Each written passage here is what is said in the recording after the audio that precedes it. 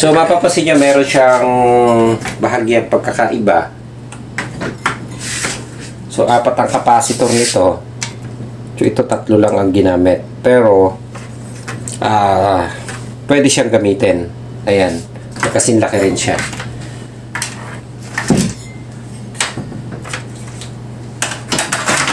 Okay, so yung pag-setup nito, kaya pala namin nilabas kasi marami ding nag-order nito sa amin. Hindi nila alam kung paano siya isi-set up dito dahil may pagkakaiba nga siya. So ang susundan lang naman din natin kung ano yung wiring na galing dito. Actually magkakaparehas na din naman siya ng connector, katulad nitong connector na ito from main PCB papunta dito sa ating IPM module driver. Ayan, so parehas lang siya, parehas din doon sa pinagbaklasan natin. Ayan, so itong board po na ito ay available pa po dito sa amin. So pwede kayo mag-order kay Miss Marites Lim.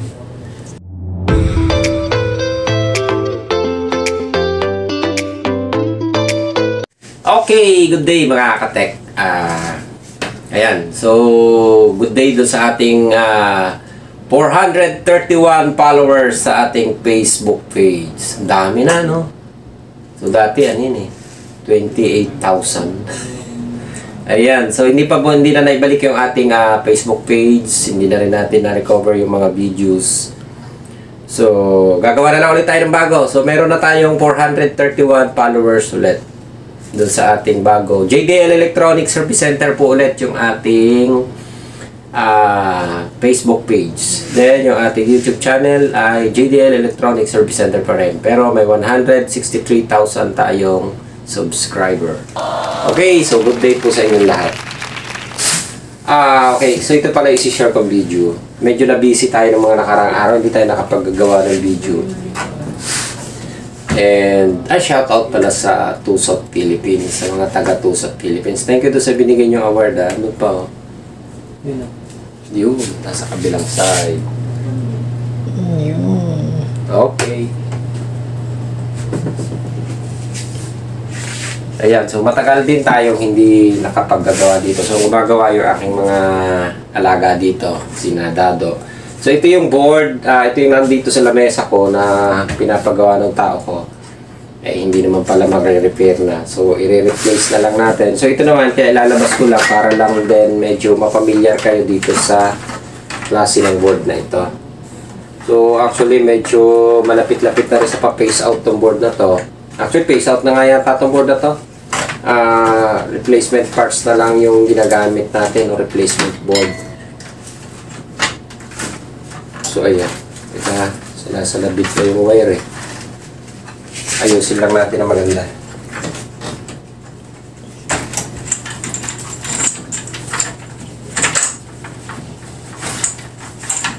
Ikot-ikot, kaya nakabugol ko. Okay, so ito yung board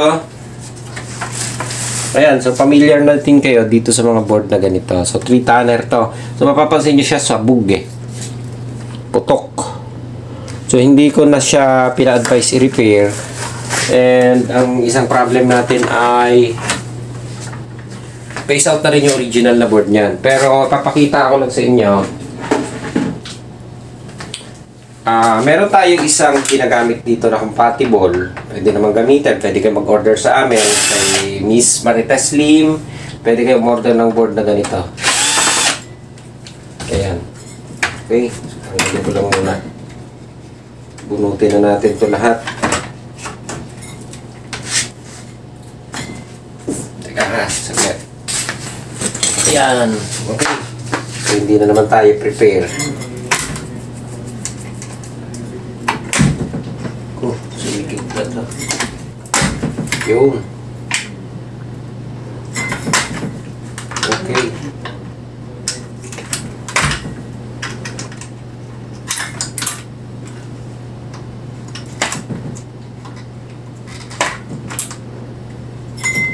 Tanggalin na lang muna natin yung mga wire connector. Okay. Ayan o. Napapansin nyo, sabog. Sabog yan eh. Yan o. Putok.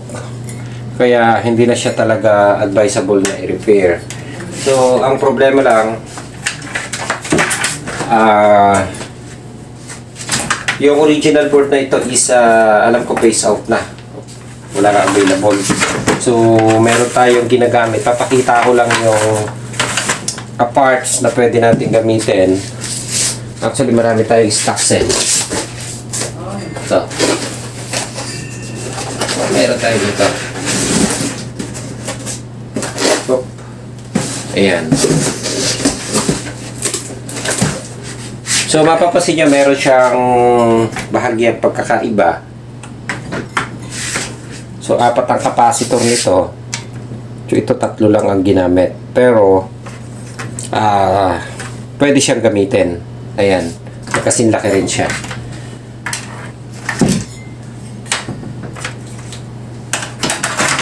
Okay, so yung pag-setup nito, kaya pala namin nilabas kasi marami ding nag-order nito sa amin. Hindi nila alam kung paano siya isi-set up dito dahil may pagkakaiba nga siya. So, ang susundan lang naman din natin kung ano yung wiring na galing dito. Actually, magkakaparehas na din naman siya ng connector. Katulad nito, connector na ito from main PCB papunta dito sa ating IPM module driver. Ayan o. So, parehas lang siya. Parehas din doon sa pinagbaklasan natin.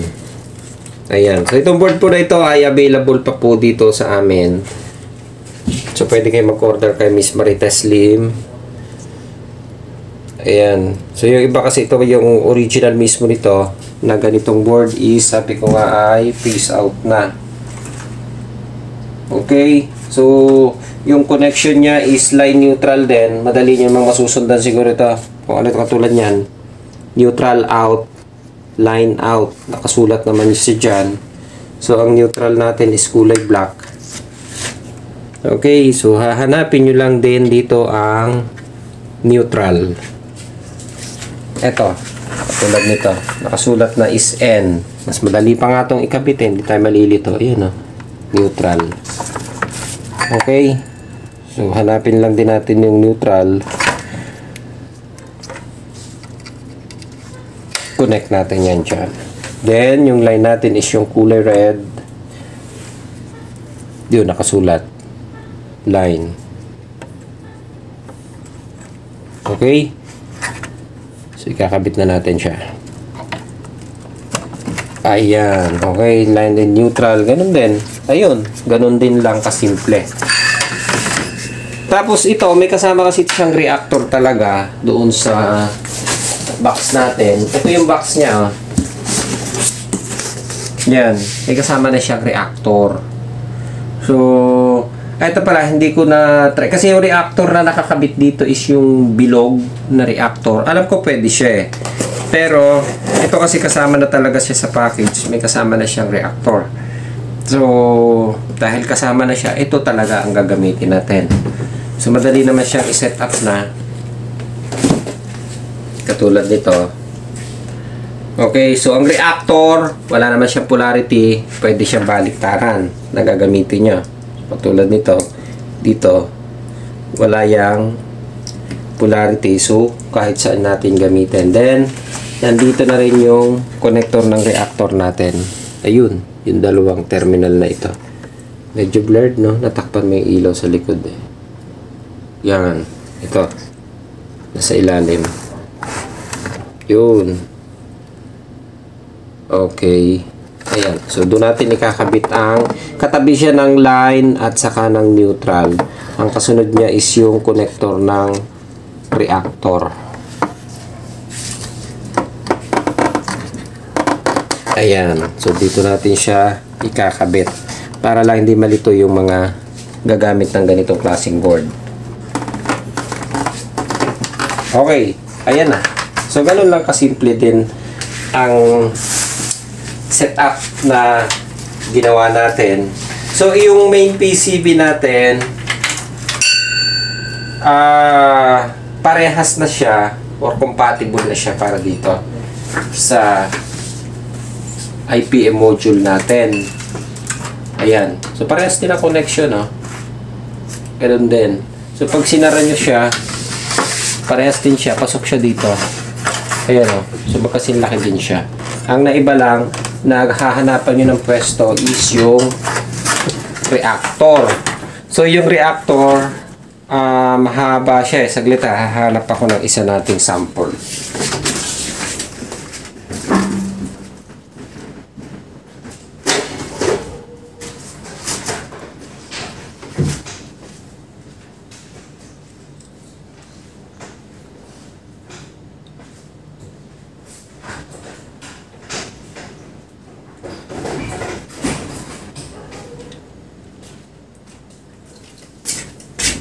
Ayan, so naghanap pa tayo ng reactor. So ganito yung isang reactor pero may terminal siya na pasok na siya dito.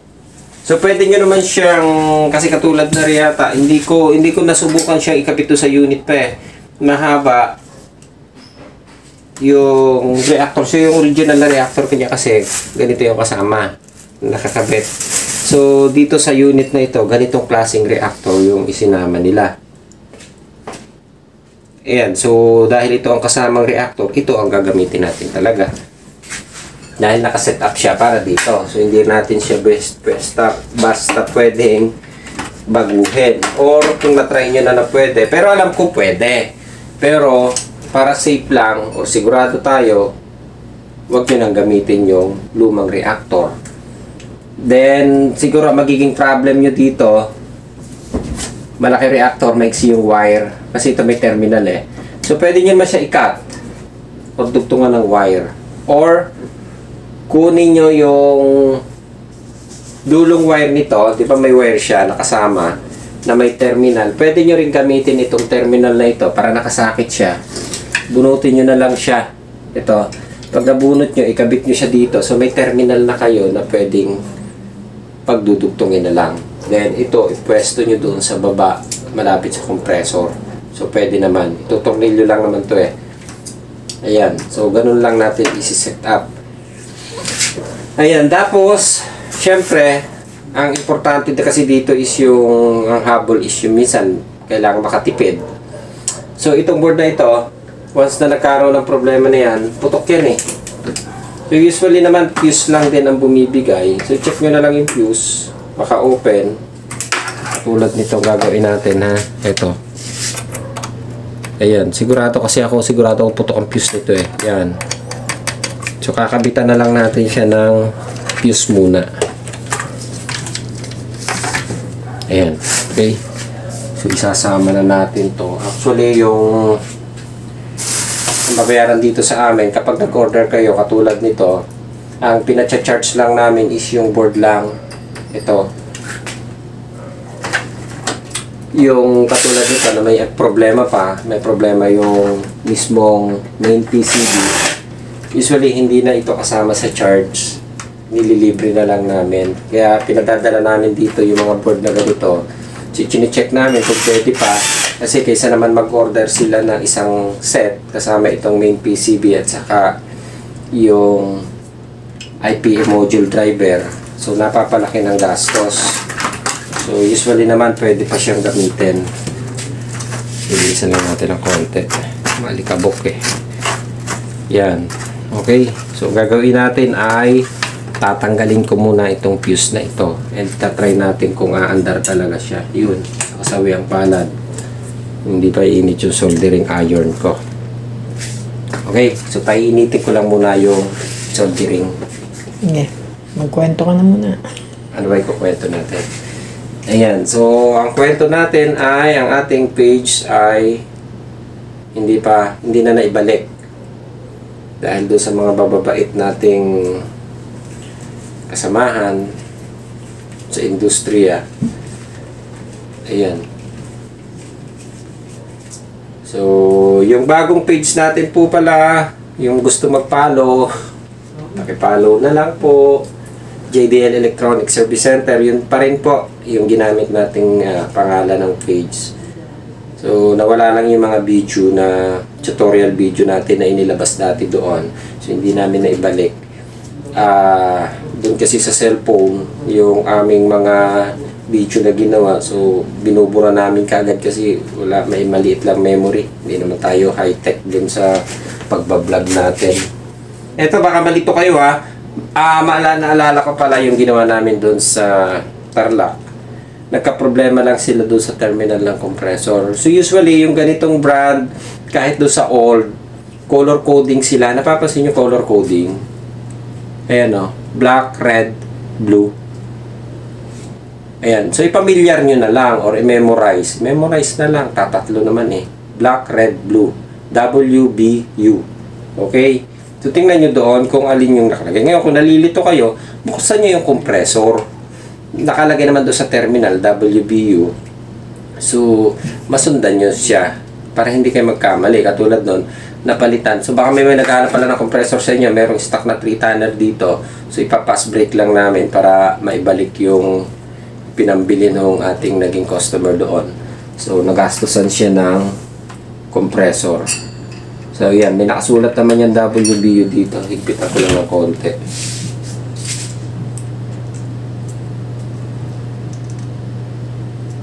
Yan. Para hindi siya mag-spark. Okay. So, black, red, blue ang magkakasunod. Ayan. So, minsan, pag bago lang yung technician, medyo nalilito sila dito sa pag-wiring. Ayan. So, susundan nyo lang. May nakasulat naman yan dun Ayan. W. Ang gitna niyan, kulay red. Dito sa ganitong modelo as is pa rin yan, yun pa rin. Yan. Okay. Then, yung U is kulay blue. Ayan. Okay. Ayan, WBU. Ito naman may terminal siya. So, pag nagkamali kayo din ay mapapalaot ba tawag doon? Malalala yung problema. So, katulad ng isa, okay na, board lang sana. Mapapaltan pa ng compressor. So, hindi namin pinalitan yung compressor kasi buo naman yung compressor. So, may fuse. Sa kabila. Tatanggalin ko lang yung fuse niya para gawin na lang natin. So, ayan. Tulad nga yan. Ang pinacharge lang namin is yung board para hindi na din sila magastusan. Itong pag-repair na ring board na ay ipinasok na namin. So, sabi ko, kung aandar pa siya na main PCB ay IPM module lang ang papalitan natin, so okay na, libre na lang yung pagkakabit nito, libre na rin lang yung paggagawa. Parang consideration na lang. So mabilis lang naman din gawin Ayan, teka, medyo madilim. Ayan. Pag mainit soldering natin.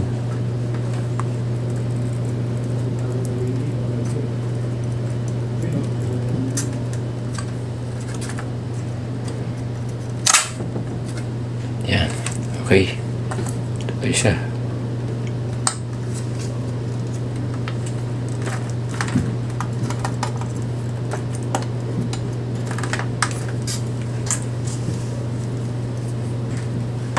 Ayan. So, hindi tayo nakapaggagawa ng video. Hindi rin tayo nakapagre-repair ng board. Na-busy tayo ng mga nakaraang araw. May mga activities tayong pinuntahan, inattendan. Okay.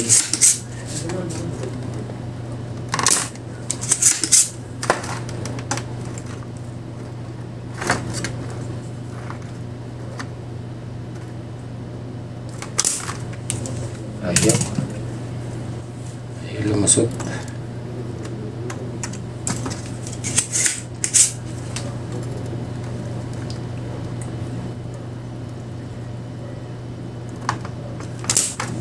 Okay. Yun, lusot na.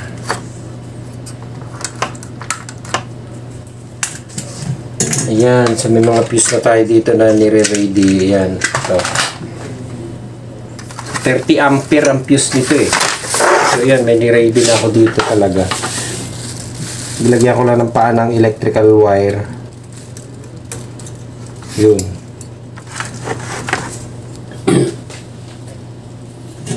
Then, ayan na. Ihinang na lang ulit natin.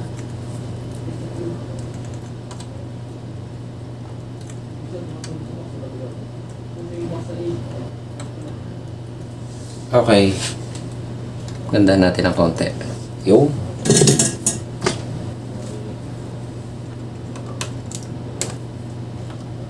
Okay. Ayan na.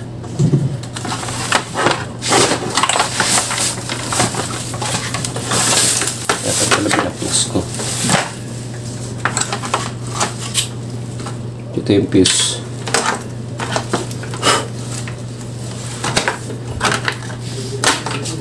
Ayan. So, syempre, bago natin siya isaksak, double check nyo muna kung yung line and neutral ay may shorted. Ayan. So, wala naman tayong shorted, tingin ko. Fuse, wala naman. Okay, so katulad lang ito nung inilabas kong isang video nung nakaraan, kung sinundan nyo, line neutral. Parehas lang ng halos yan. Halos iisang itsura o isang function. Ano bang tawag dun? Isang wiring diagram. Naka-uniform din yan.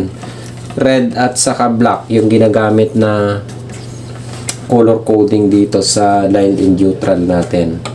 So yun yung isang version o yung old model na board nung nilabas natin nung nakaraan. So ayan, ganito lang yan. So reactor, yung reactor pwede nating putulin kung gusto nyo ipwesto doon sa maayos na pwesto. So i-cut nyo na lang dito, then idugtong nyo yung wire, o magdugtong kayo ng wire, kunin nyo yung socket doon sa old na reactor. So may socket siya dito na sakto eh. Pero ang pagkakaalam ko pwede siyang gamitin. Hindi ko lang tinry pa kasi ito yung kasama. Ayaw naman nating i-tampered o i-eksperimento pa. Kasi medyo may kamahalan yung board. Pero alam ko pwede siya. So reactor lang din naman ang pinagkaiba. Ayan. So dahil kasama naman yung reactor, yan ang gamitin nyo. Huwag nyo ng eksperimento. Saka na lang pagka pwede na. Nasubukan na. So hindi ko pa nasusubukan. Okay. I-set up ko lang muna ulit.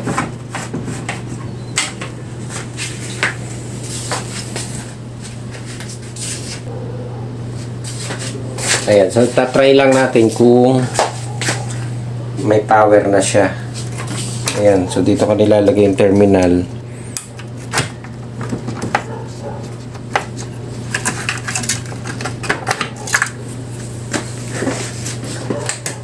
Ayan.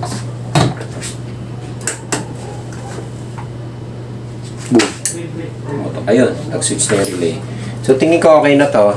Ayan o. So nag-on na siya. Nakita nyo F2 kasi wala yung mga sensor niya. Hindi rin connected. Ayan. So nandito rin yung indoor niya, kaya lang kulang-kulang. Hindi ko siya may set up pa. Titingnan ko kung pwede kong i-set up. Lalagyan ko na lang siguro ng wire. Dito yung indoor para makita natin kung madidetect niya or mababasa niya yung outdoor. Okay, so isi-set up ko na lang muna siya.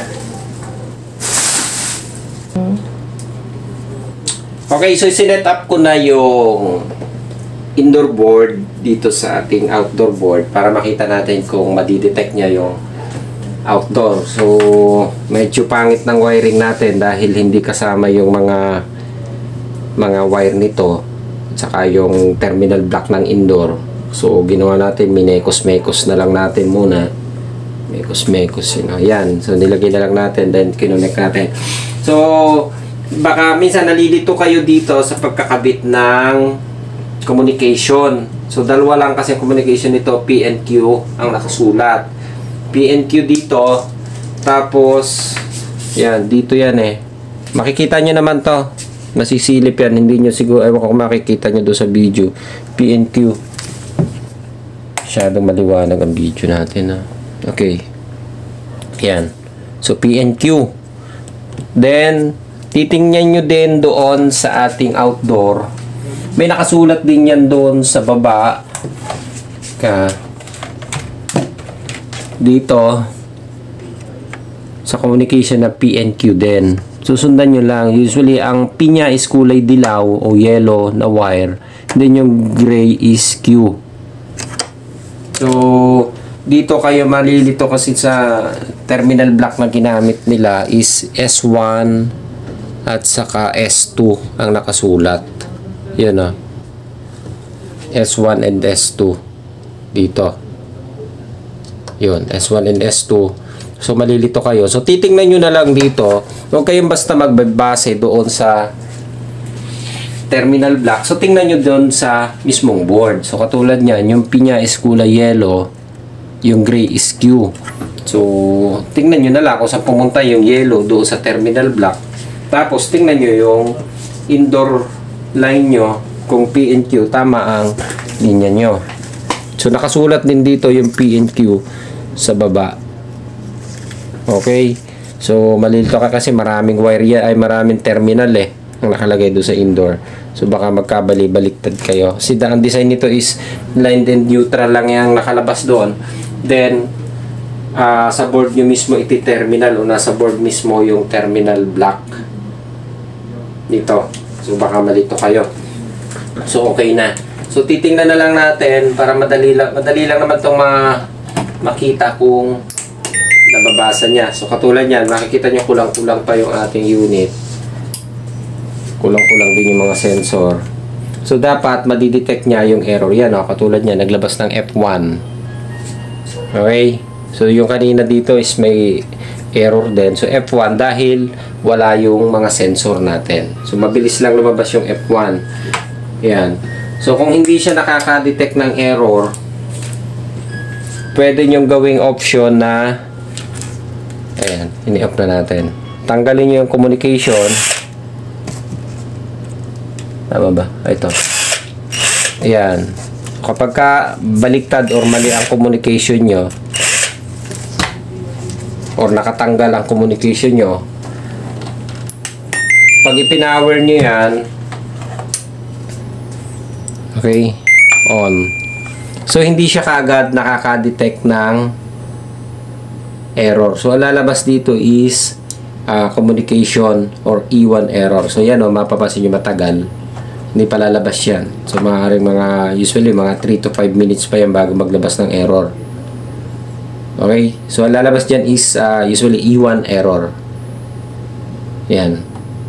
Okay? So, hindi na natin naantay na lumabas. Mapapansin nyo matagal, 17 degree na nakalagay. Hindi walang lumalabas na error. So, ibabalik lang natin ulit itong tinanggal kong communication. Yan. So, ang P natin ay kulay black yung ginamit ko. Kakabit ko lang ulit.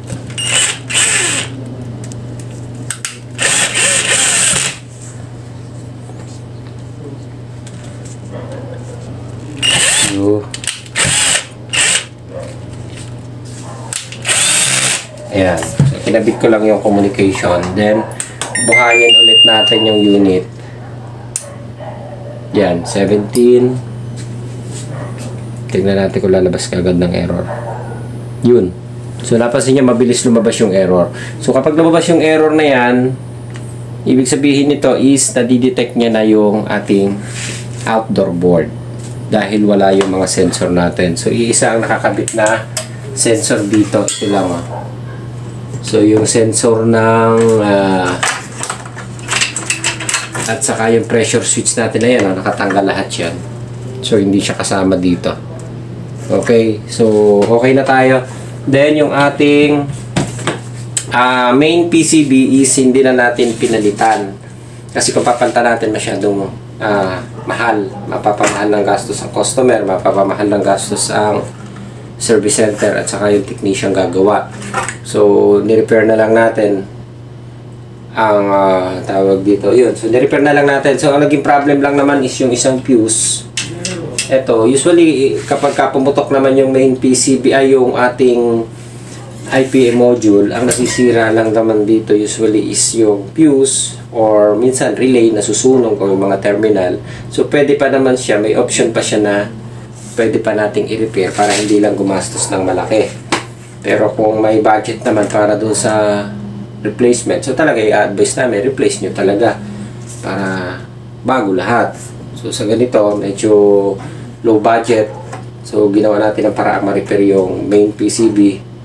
Then, ang pinalitan lang natin is IPA module. So, okay na tayo dito. Ayos na. Okay.